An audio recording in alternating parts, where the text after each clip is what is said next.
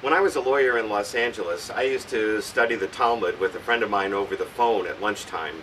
And I always got involved in the arguments and disputations of the rabbis over minutiae of Jewish law, and I loved it.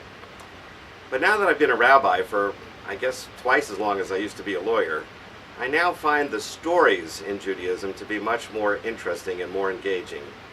And of course, now this week we start with the story of Abraham, who we consider the first Jew, and his life story.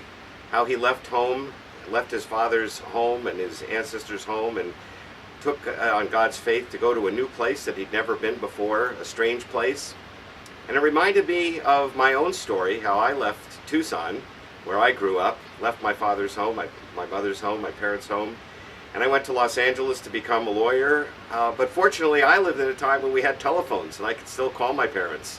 And I could drive back to Tucson. It was a 10-hour drive. We'd see each other at least twice a year, either Thanksgiving or the winter break, and then in the summer. Abraham never saw his parents again, as far as we know. He never talked to his parents again. What was that like? What was that like for his parents? Interesting stories about Abraham, that he opened his tent on all sides to people, visitors who were coming to visit him. He was welcoming. He'd run to welcome guests and travelers.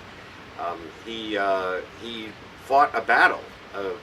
We read the battle in only a few verses in the Bible, but when he was fighting it, he didn't know if he was going to win.